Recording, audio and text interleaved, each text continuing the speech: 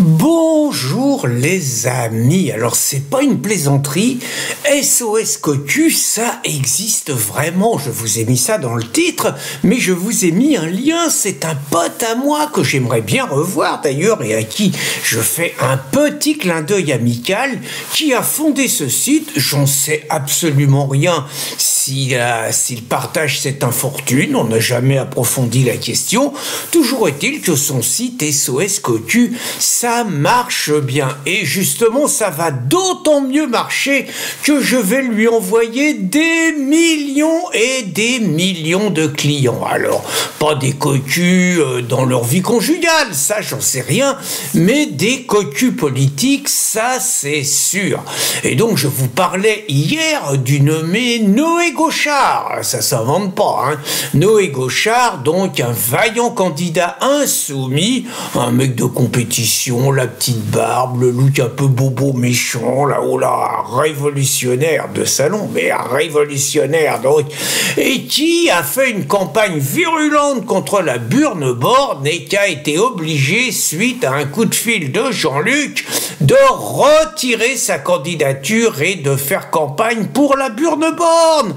Ils y croyaient pourtant tous ceux qui disaient que la burne c'était une méchante.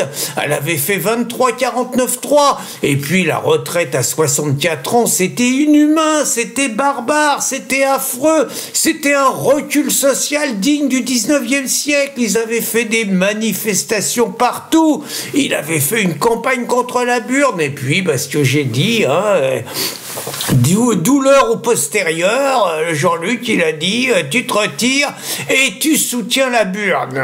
Bon, ça s'appelle avaler des couleuvres, mais ça fait partie de la carrière d'un politicien. Et les insoumis, ils pensaient qu'avec la burne, ils avaient déjà atteint le plafond, quoi, on pourrait pas leur en demander plus. Et hier, il y en a une autre qui a avalé, je pense que des couleuvres le reste, j'en sais rien, donc qui a eu mal à son postérieur aussi. Elle s'appelle Leslie Mortreux. Enfin, quand je dis elle s'appelle, il y a plein de personnes, j'ai mis sa photo, il y a plein de personnes qui me disent mais attends, c'est un mec ça. Oula, moi je rentre pas là-dedans, hein. Sur l'état civil c'est écrit Leslie Mortreux, c'était la candidate insoumise qui devait s'opposer à Moussa Darmanin. Et Moussa c'est pareil, il y a eu deux grandes batailles pour les insoumis et pour toute la gauche à l'Assemblée nationale et dans la rue, c'était donc les retraites et c'était la loi sur l'immigration. Qu'est-ce qu'on n'a pas entendu sur la loi sur l'immigration? C'était une loi d'inspiration du Rassemblement national. Ça nous faisait revenir à Pétain. C'était Vichy qui revenait. C'était les valeurs universalistes de la France qui tombaient. On allait revenir, comme on expulsait les juifs avant, on allait expulser les pauvres migrants. C'était abominable. Bordélisation de l'Assemblée nationale, des manifs dans la rue avec les Black Blocs qui cassent tout. Oubliez tout ça. Leslie, j'allais dire il, oh putain le con. Leslie, elle a eu l'ordre de Jean-Luc aussi. Tu te retires et tu soutiens Moussa. Il faut reconnaître que Moussa, c'est pas un mauvais mec pour la gauche.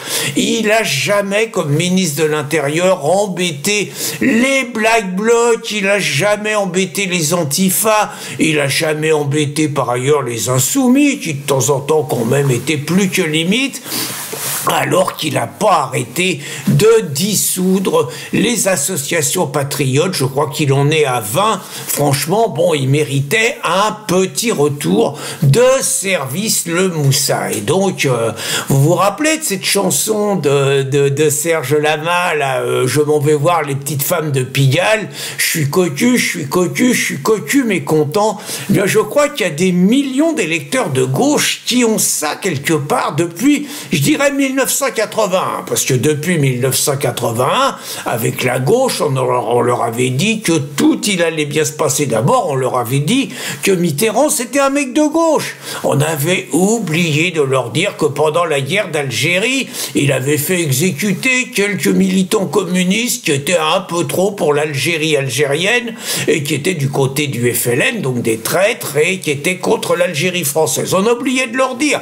Puis on a surtout oublié de leur dire que François, en 1940-42, il était plutôt du côté de Vichy. Il avait même été décoré de l'ordre de la Francisque. On avait oublié de leur dire ça.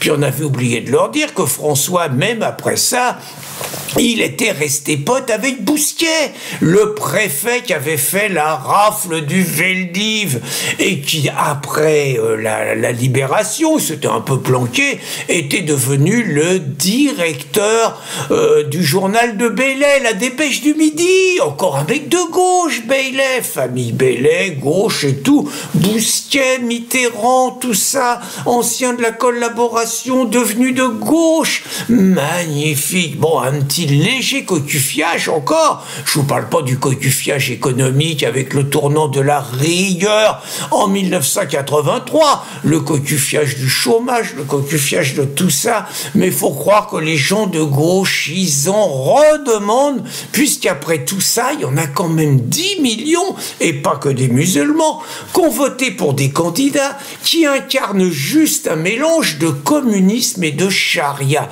Bon, bah écoutez, il faut croire hein, que le combat contre Darmanin et la loi immigration, c'était du théâtre, exactement comme Jospin, quand il nous racontait que le combat antifasciste, c'était du théâtre, que le combat pour les retraites et tous les pauvres bougres qui l'ont cru, c'était que du théâtre, et il faut croire que l'électeur de gauche aime bien être cocufié, et que le rôle dans le théâtre de la biche du cocu leur convient parfaitement, puisqu'ils se préparent encore dimanche à voter, guillemets, contre l'extrême droite, contre le Rassemblement national, qui, faut-il le rappeler, n'a pas voté la loi des retraites et a juste promis de l'abroger. Bah écoutez, cocu un jour, cocu toujours. Bonne journée les amis.